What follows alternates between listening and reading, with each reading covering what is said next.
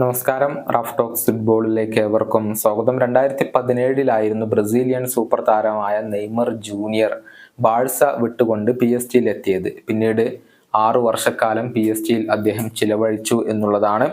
തുടർന്ന് കഴിഞ്ഞ summer transfer വിൻഡോയിൽ അദ്ദേഹത്തിന് PSG വിടേണ്ടി വന്നു. ക്ലബിന്റെ നിർബന്ധ പ്രകാരമാണ് നെയ്മർ ജൂനിയർക്ക് പുറത്ത് പോകേണ്ടി വന്നത്. PSG വെച്ചുകൊണ്ട് ഒരുപാട് വിമർശനങ്ങൾ ഏൽക്കേണ്ടി വന്നിട്ടുള്ള ഒരു താരം കൂടിയാണ് നെയ്മർ ജൂനിയർ. എന്നാൽ അദ്ദേഹത്തെ പിന്തുണച്ചുകൊണ്ട് മുൻ PSG താരമായിരുന്ന അബ്ദു ഡയാലോ ഇപ്പോൾ രംഗത്ത് വന്നിട്ടുണ്ട്.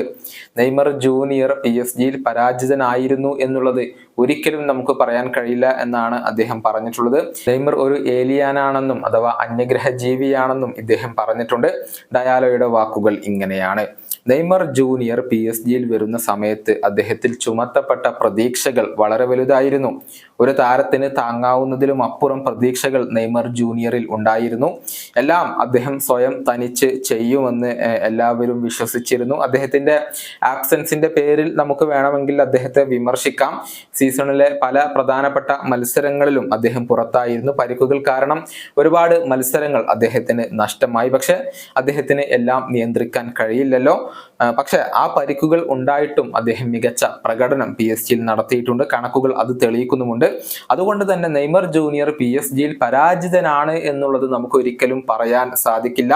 ഫ്രാൻസിൽ നെയ്മറേക്കാൾ എക്സൈറ്റിംഗ് ചെയ്യിച്ച ഒരു താരം ഇനി ഉണ്ടാകുമോ എന്നുള്ളത് എനിക്കറിയില്ല. PSG ചരിത്രത്തിൽ നെയ്മറെ പോലെ ഒരു താരം ഇനി ഉണ്ടാകുമോ എന്ന കാര്യത്തിലും എനിക്ക് സംശയമുണ്ട്. നെയ്മർ ഒരു ഏലിയൻ തന്നെയാണ്. ഇതാണ് ഡയാലോ ഇപ്പോൾ പറഞ്ഞിട്ടുള്ളത്.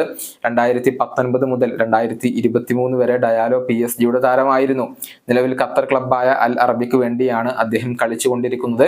സെന്റർ ബാക്ക് പൊസിഷനിൽ കളിച്ചുകൊണ്ടിരിക്കുന്ന ഈ താരം സെനഗൽ ദേശീയ ടീമിലും സ്ഥിര സാന്നിധ്യമാണ്. ഈ വീഡിയോയുടെ അവസാനിപ്പിക്കുന്നു. കാണാം.